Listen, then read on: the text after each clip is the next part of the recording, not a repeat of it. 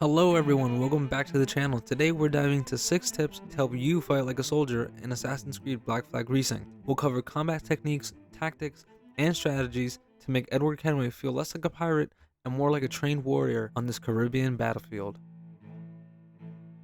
The first thing we're going to talk about are the mortars. They're the only weapon system on your ship with the ability to reach targets at great distances. So before you fire your cannons, you'll want to engage with your mortars first. So when aiming your mortars, you're going to want to aim ahead of your target. What I mean by that is your target, which is most usually a ship, is going to be moving, okay? So you want to aim in front of it so that the ship walks into your line of fire, like so.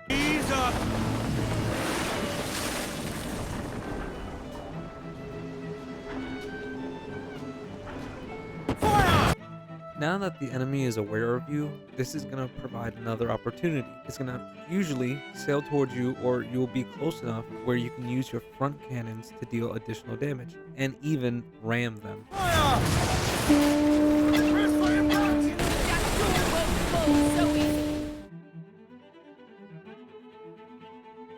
Corner cover is a feature that's been around since Assassin's Creed 3. In that game, it served one main purpose, keeping you in cover, but also allowing you to have some situational awareness. That still applies in Black Flag Resynced, except now we're going to take it one step further. From cover, you can aim your pistol and begin your engagement without exposing yourself. Ya te puedes estar largando de aquí.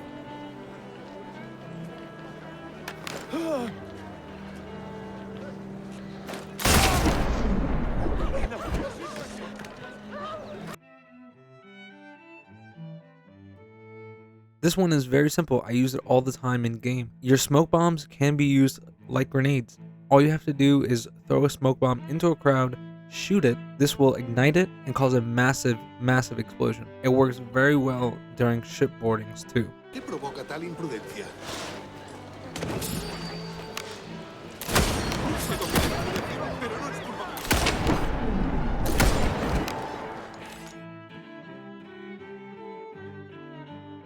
Running assassinations are another feature we can thank the Kenway saga for.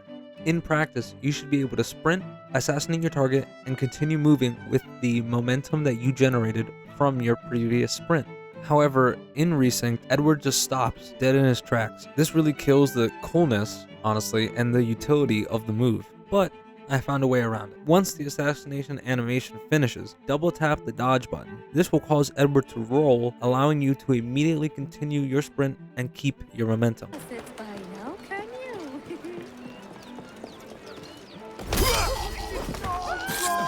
Please don't kill me.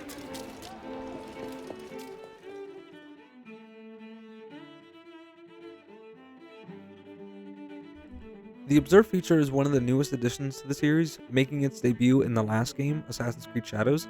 It serves the same purpose here as it does in that game, allowing you to tag points of interest, whether they be loot, objective, or the enemy. Loot and objective markers appear as dots on your screen. Loot is represented by a gold dot, objectives are green, and other markers are white. The problem is that these markers can be difficult to spot against this bright and vibrant world. So a trick that I discovered, and I haven't really seen anyone else use, is toggle eagle vision. It will darken the world around you, making the markers stand out and making them much easier to spot.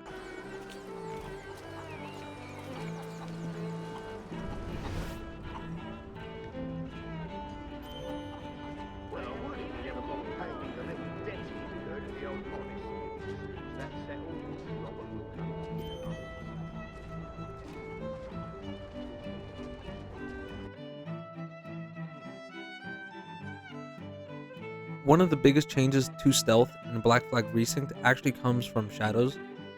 Shadows introduced a much more dynamic light-based system, where hiding in darkness could reduce your visibility and give you more time before enemies detected you, while being exposed in well-lit areas could make you much easier to spot. That same concept has made its way into Resynced. Crouching is another new addition that works alongside these systems. When you're crouched, your visibility is reduced, making you even harder for enemies to detect. This gives you another way to control how visible you are while moving through an area, which is different from the original game, where Edward just could stand everywhere and would only crouch, so to speak, in stalking zones. And this is where destroying light sources becomes especially useful. While you can't destroy every light source in the game, you can destroy torches. The torches that you find mostly on plantations, those can be destroyed. By aiming your rope dart at a torch, you can throw it to destroy it, creating more opportunities for stealth and making it easier to move through the area undetected.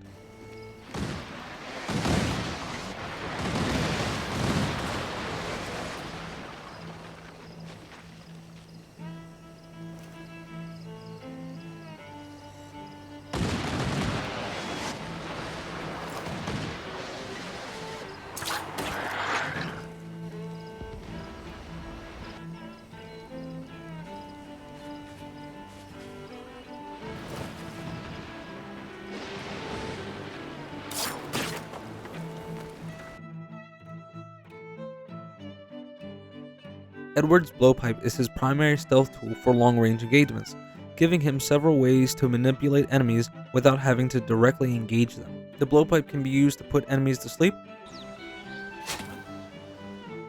or you can use berserk darts to send them into a frenzy and have them attack their allies. There is one change in Resync that I'm not really fond of. In the original game, enemies affected by the berserk dart would die after being affected by it. However, in this game, they remain alive. I don't know why Ubisoft made that change. I think it's kind of silly just to change something that's like that minuscule, but I guess it kind of makes sense because after using a sleep dart, the enemy wouldn't die. So maybe they applied that same logic to the berserk dart. I don't know. I just thought it'd be something to add. Now, getting back on track, the blowpipe can be used as a lure. By aiming at the ground near an enemy and firing, you can create a distraction that causes them to investigate the area where the dart landed.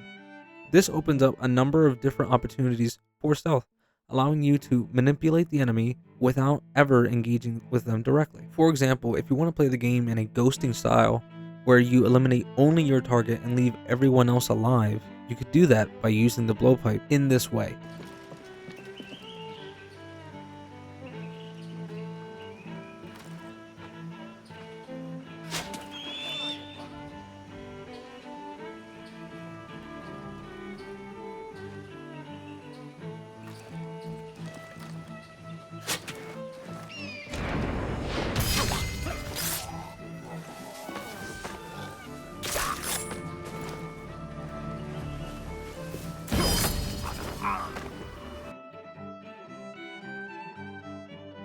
This next tip is super easy to get. All you have to do is pickpocket the Spanish captain in Havana. He'll give you the folded palm trinket, which will give you 50 reals per combat takedown. I believe this only appears once you've unlocked the hideout, so keep that in mind. ¡Socorro! ¡Ayuda!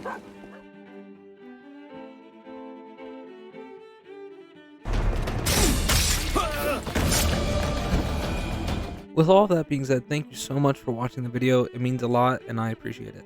If you made it to the end, type Blade in the comments. My goal is to post a video every week. I'm already working on my next 2 videos right now. My goal for this channel is to be a blend of history and military content, but obviously with a major emphasis on gaming. I plan on doing character breakdowns, gear breakdowns, video essays, and the like. If you're into that kind of stuff, hit the subscribe button, share with a friend, turn on post notifications, and follow me on Instagram. Peace.